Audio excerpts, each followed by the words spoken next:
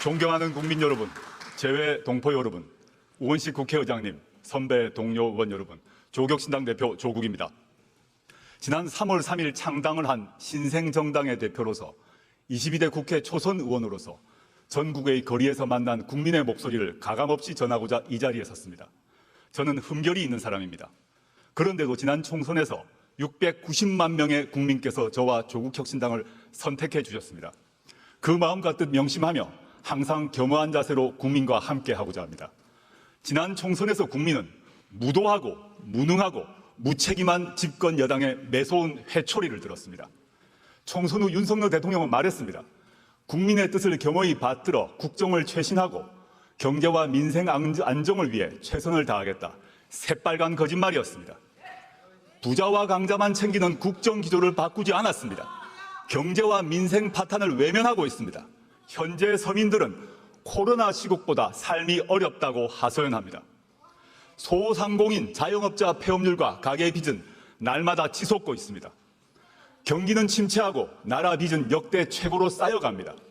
게다가 무모한 의대 2,000명 정원 결정의 여파로 응급 환자는 병원을 못 찾아 목숨을 걸고 뺑뺑이를 돕니다. 상황이 이러함에도 윤석열 정권은 전 정권 탓만 합니다. 시도 때도 없이 이념몰이에 나섭니다. 반대자와 비판자들을 반국가 세력, 검은 세력이라고 비방합니다. 일제강점기의 불법성을 부인하고 식민지 근대화론을 주장하는 소위 뉴라이트 인물들을 정부와 학계의 요직에 앉힙니다. 그런데 윤석열 대통령의 거짓말은 이번이 처음이 아닙니다. 2013년 10월 21일 서울고검 국정감사장 기억나십니까? 윤석열 여주지청장이 증인으로 나와 저는 사람에게 충성하지 않는다라고 말했습니다. 저도 국민도 박수를 쳤습니다. 그러나 거짓말이었습니다. 저도 속고 국민 모두 속았습니다. 윤 대통령은 극히 일부 특권 계급 사람에게만 충성하고 있습니다. 특히 자기 자신과 배우자 김건희 씨에게 충성하고 있습니다. 거짓말은 윤석열 대통령만 하지 않았습니다. 2021년 12월 26일 김건희 씨는 허위 경력 논란을 사과하며 말했습니다. 남편이 대통령이 되더라도 아내의 역할에만 충실하겠다. 이 역시 새빨간 거짓말이었습니다.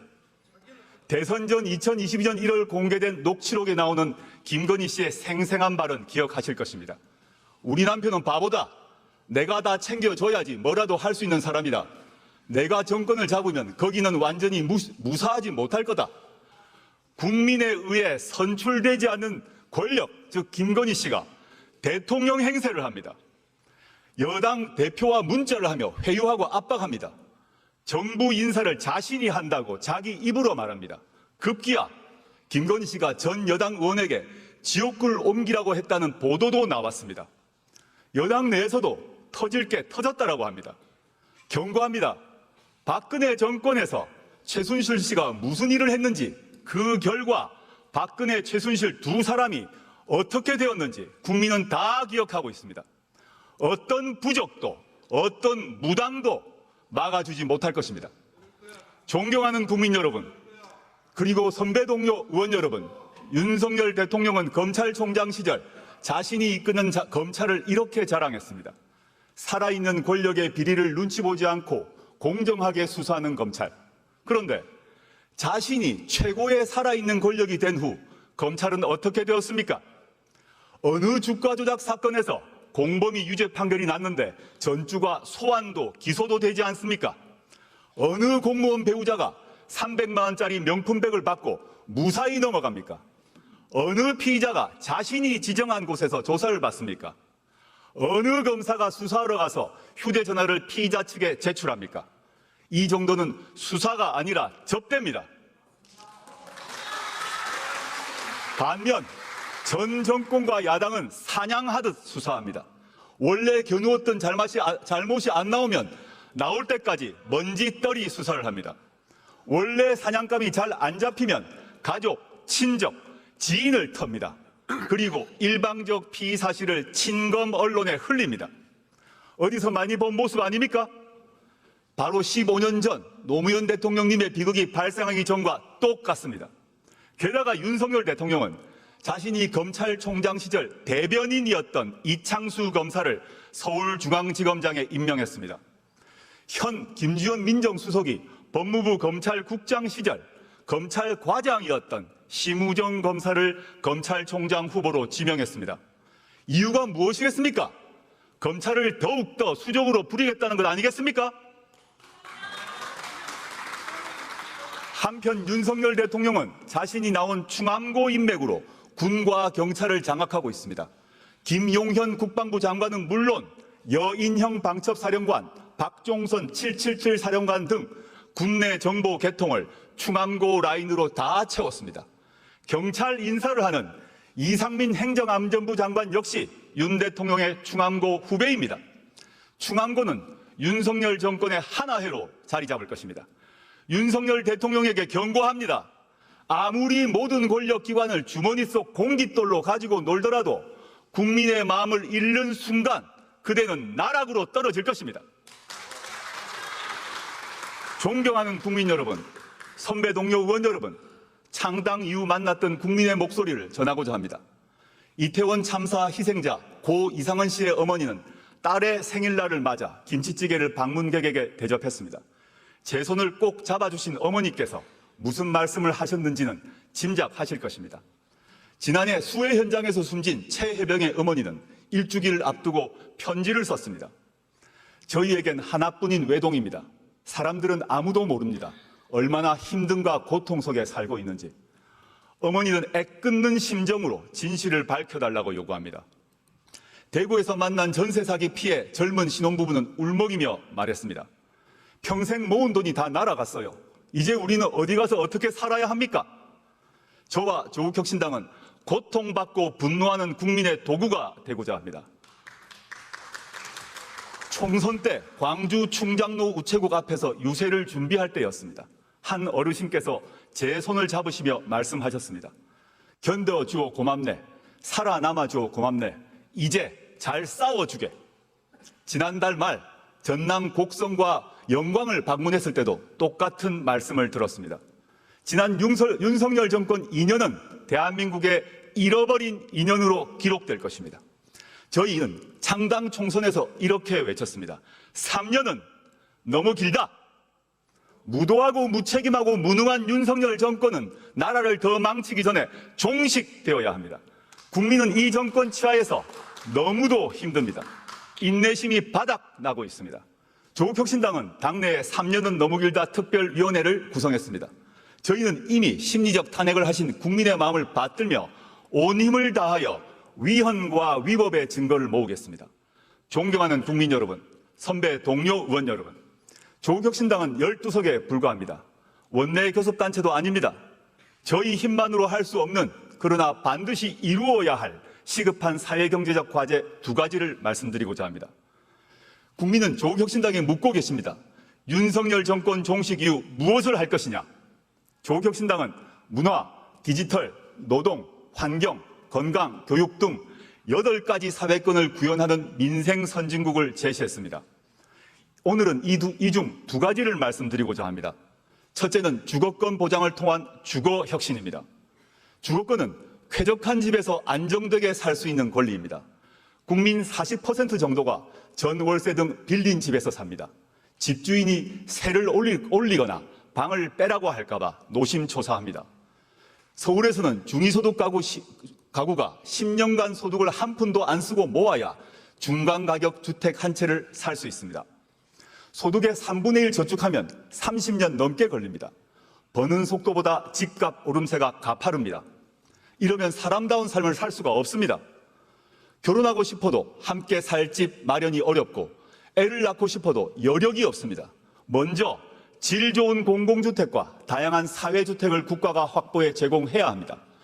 2022년 기준 공공임대주택은 전체 주택 재고량의 10%가 안 됩니다. 더욱이 90% 이상이 60제곱미터 이하입니다. 그래서 공공임대주택은 좁고 오래된 변변치 않은 집으로 인식됩니다. 앞으로 84제곱미터 이상의 질 좋은 집 공급을 확대해야 합니다. 빌라나 주택 등도 공공부문이 더 많이 흡수해서 공급해야 합니다. 청년, 신혼부부용 주택 확대는 물론 평범한 가족을 위해 초장기 임대주택 공급도 추진해야 합니다. 신혼부부가 84제곱미터 50년 초장기 임대주택에 들어가면 굳이 집을 사지 않아도 될 것입니다. 조금 더 여유 있는 국민을 위해 내 집 마련도 쉬워지게 해야 합니다. 문제는 땅값이나 공사비입니다. 리츠 등 주택금융을 잘 활용하여 새로운 유형의 지분 공유형 주택이나 협동조합형 간접소유 주택을 늘려야 합니다. 이제 주거와 관련된 공공기관과 공기업의 역할도 바꿔야 합니다. 돈을 얼마나 벌었느냐로 평가하지 말고 국민에게 얼마나 제대로 된 거주지를 공급했느냐로 잘잘못을 따져야 합니다. 그러면 정책의 방향이 확 바뀔 것입니다. 두 번째는 돌봄권 보장을 통한 돌봄 혁신입니다. 요람에서 무덤까지 제대로 된 돌봄을 받을 권리, 그리고 제대로 된 돌봄을 할 수 있는 권리입니다. 우리 사회는 급속히 초고령 사회가 되고 있습니다. 중증 환자는 크게 늘었습니다. 돌봄의 필요성은 더 커졌습니다. 특히 간병 문제가 심각합니다. 간병비 부담과 간병 스트레스는 겪어보지 않은 사람은 모릅니다. 간병비 때문에 파산하고 간병인이 환자를 살해하는 등 비극적인 사건이 잇따르고 있습니다. 가족 돌봄을 하는 청소년은 공부를 제대로 못해 취업길이 막히고 그래서 가난해질 수밖에 없습니다. 악순환을 끊어야 합니다. 건강보험과 의료보험에 간병을 포함시켜야 합니다. 간병을 개인이 아닌 국가가 책임져야 합니다. 우리 집은 관계없다고 생각할지 모릅니다. 곧 닥칩니다. 우리 모두는 누구나 아프고 다치고 나이 듭니다. 질병과 노화는 지역이나 사람, 이념, 계급을 가려서 오지 않습니다. 또한 영유아 돌봄도 공공서비스를 확대함으로써 해결해야 합니다. 말로만 아이를 낳으라고 하지 말고 가족이 아이를 잘 키울 수 있도록 사회 여건을 획기적으로 바꾸는 것, 그것이 바로 국가가 할 일입니다. 그에 앞서 당장 손길이 필요한 가정을 위해 낳으면 국가가 키워주겠다라고 선언하고 실천해야 합니다. 아이를 위해 나라가 나서야 할 때입니다. 육아휴직 활성화법, 지역돌봄 강화법, 가족돌봄 휴가법 등 전국민 돌봄 보장 시리즈 법률이 필요합니다. 주거권과 돌봄권 보장은 대한민국이라는 국가의 소멸을 막는 방책입니다. 주거권과 돌봄권을 말하면 돈이 문제라고들 합니다. 맞습니다. 그러나 감세와 복지 증대를 함께 약속하는 사람은 거짓말쟁입니다. 중력을 이겨내야 대기권을 뚫고 우주에 다다를 수 있습니다. 세금과 복지 관련한 오랜 고정관념과 두려움을 떨쳐버려야 선진국으로 도약할 수 있습니다. 당장 증세는 못하더라도 부자 감세만큼은 철회해야 합니다. 대기업과 부자만 배를 불리지 말고 보통의 국민에게 이익이 골고루 돌아가도록 해야 합니다. 존경하는 국민 여러분, 선배 동료 의원 여러분, 이어 조국혁신당은 정치개혁을 위한 두 가지 과제를 제안합니다. 먼저 제7공화국으로 진입하기 위한 개헌을 제안합니다. 제6공화국 헌법은 국민의 피와 땀으로 일궈냈습니다. 그 뒤 37년이 지났습니다. 일제강점기보다 긴 세월입니다. 우리 사회는 크게 변화했습니다. 이 변화에 걸맞는 새로운 미래를 준비하는 새로운 헌법이 필요합니다. 헌법 전문에는 5.18 민주화운동, 부마민주항쟁, 60민주항쟁을 수록해야 합니다. 이 운동과 항쟁으로 우리는 현재에 이를 수 있었습니다. 대통령 5년 단임제도, 4년 중임제로 바꾸어야 합니다. 책임 정치를 구현하고 국정의 연속성과 일관성도 강화할 수 있습니다. 민생과 복지를 위한 사회경제적 개혁을 원활하게 만들 수 있는 사회권 강화 조항도 필요합니다. 합헌적으로 수도를 이전할 수 있는 수도 조항도 신설해야 합니다. 가능하면 빨리 개헌특위를 만들어 개헌안을 만듭시다. 2026년 6월 3일에 이루어지는 지방선거 이전에 국민투표로 개헌안을 확정합시다. 그 국민투표는 축제가 될 것입니다. 두 번째 제안은 정치개혁입니다. 지금 대한민국 정치는 민의를 정확히 반영하지 않습니다. 우리 정치는 비례성과 다양성이 강화되는 쪽으로 개혁되어야 합니다.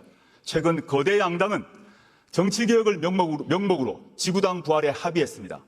과거 지구당을 폐지한 이유는 돈 먹는 하마였기 때문입니다. 고비용 정치와 금권 선거가 이제 완전히 사라졌을까요? 국민은 그렇게 생각하지 않을 것입니다.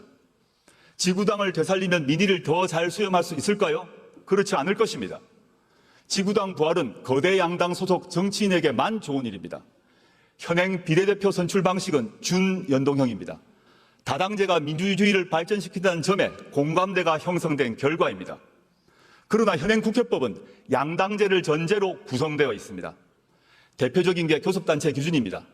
12석을 얻은 조국혁신당은 국회 운영에서 투명정당 취급을 받습니다. 690만 지지자 의견을 국회 운영에서 대변할 길이 없습니다. 정당 보조금 배분에서도 큰 차별을 받습니다. 동료 의원님께 간곡히 호소드립니다. 이제 교섭단체 기준을 개선합시다. 박정희 유신 독재 정권이 개학하기 이전으로 돌아갑시다. 정치 신인 때 정치개혁에 대해서 품었던 초심을 한 번만 돌아봐 주십시오. 존경하는 국민 여러분, 그리고 선배 동료 의원 여러분, 우리 국민은 교양과 품격 있는 지도자를 가질 자격이 있습니다. 절대된 국가 권력을 가질 자격이 있습니다. 주거와 돌봄을 걱정하지 않아도 될 자격이 있습니다. 조국혁신당이 쇄빙선이 돼 깨트리겠습니다. 조국혁신당이 예인선이 돼 이끌겠습니다. 4년 뒤 22대 국회가 끝날 것입니다. 그때 국민은 이렇게 말씀하실 것입니다. 조국혁신당이 정권 교체를 위하여 가장 앞장서서 싸웠다. 그리고 조국혁신당으로 인하여 국회에서 주거권과 돌봄권의 기초가 마련되었다. 그 출발점은 2024년 9월 9일이었다고 말입니다. 조국혁신당은 행동하는 정치를 하겠습니다. 감사합니다.